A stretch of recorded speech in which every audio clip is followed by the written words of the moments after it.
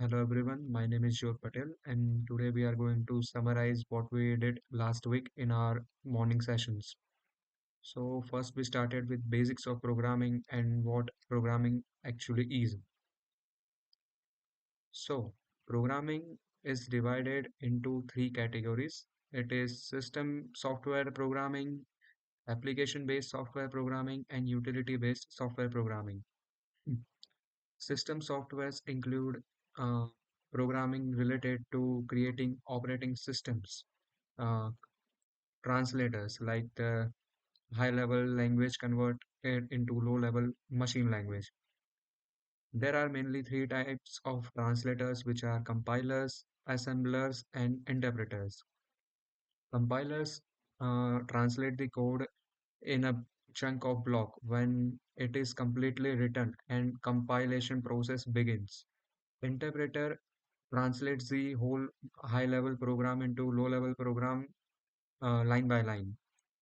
It executes line by line. If there is an error in a certain line, it won't go any further for execution of other lines. So one advantage of interpreter is that we can get the errors in real time. We don't have to wait until the compilation happens. Then comes the assembler. Assembler is used to convert the assembly language into low-level machine language. But we mostly deal with compilers and interpreters at high-level programming. We don't usually deal with assembly level stuff. Second type of softwares are called as application-based softwares, in which we create certain application where users can interact with for a certain specific purpose. Application-based softwares are also of three types. Number one is desktop software, which doesn't require any internet connection to operate with. Then comes the web-based application softwares. These are mostly the websites we uh, these are mostly the websites we interact with using the internet connection, and it requires a stable source of internet to actually deal with. For example, websites like Netflix, Make My Trip, Book My Show, Zomato, and all these other websites where internet connection is required.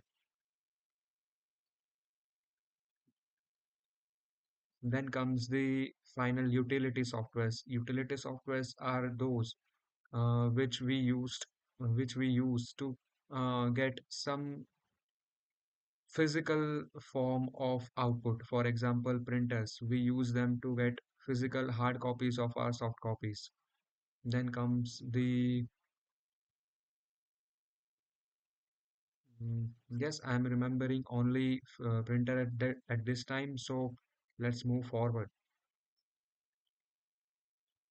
So after this, the C programming session has started where we learned the basics of C programming. And for the compiler we used for doing our C programming is Turbo C++, which is although a very outdated compiler, but it really helps in making your fundamentals strong and improving your typing speed over time.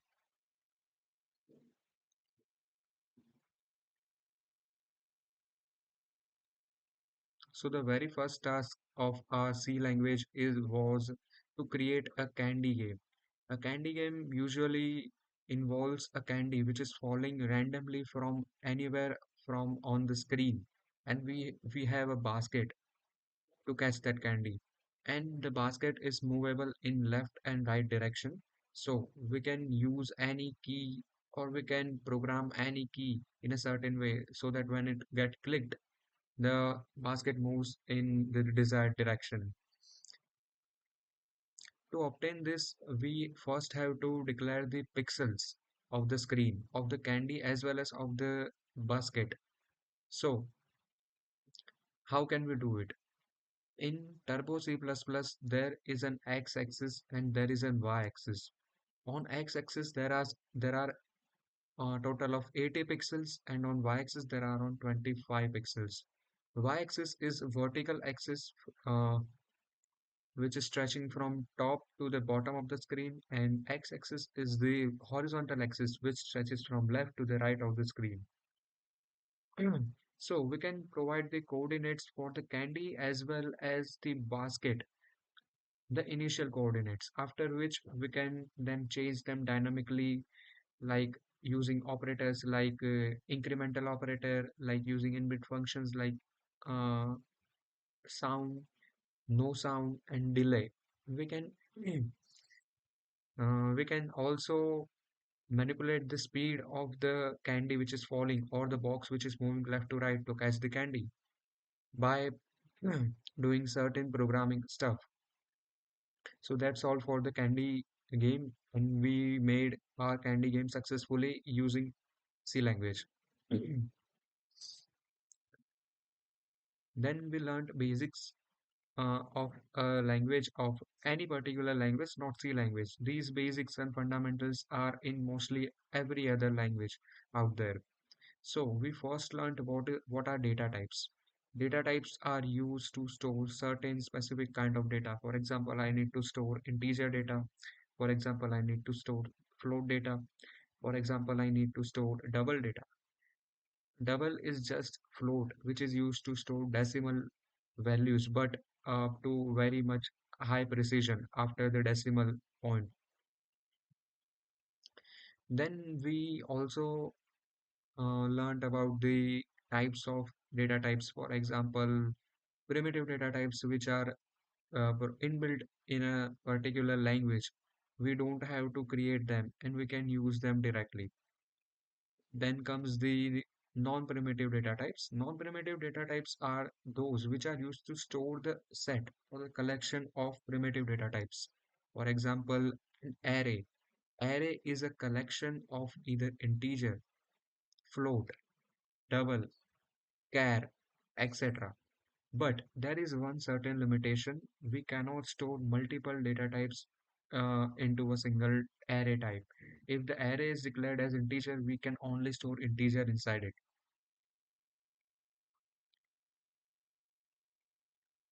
And yes, there is other data type which is called as user-defined data types. User-defined data types are generally created by users to create a data type which is used to store different kind of data type values inside it.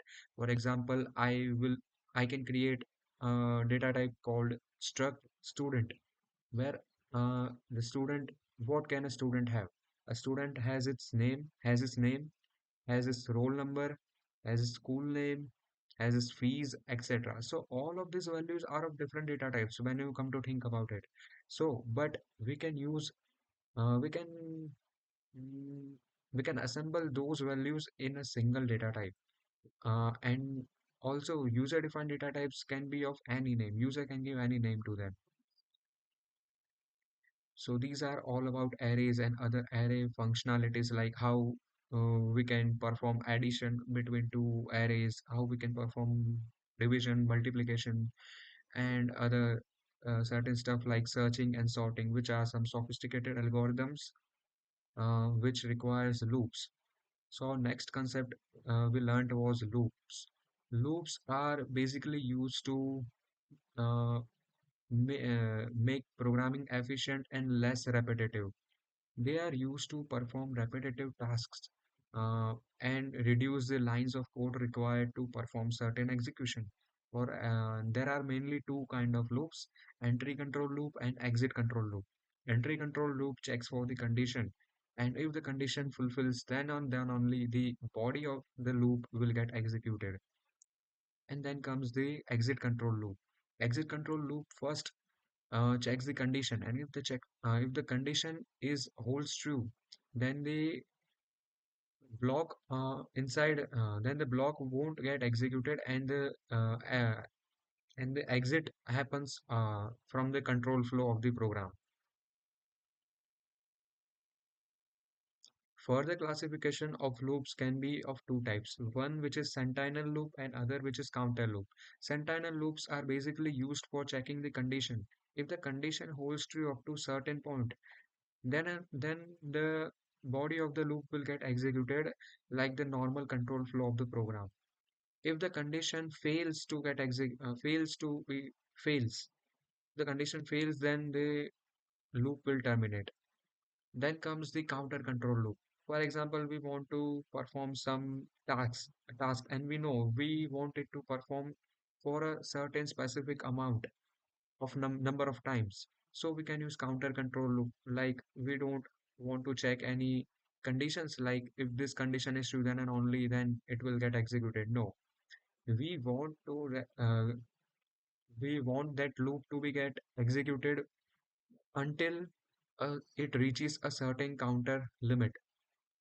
So yeah, that's what we learned in last week in our morning session. Thanks.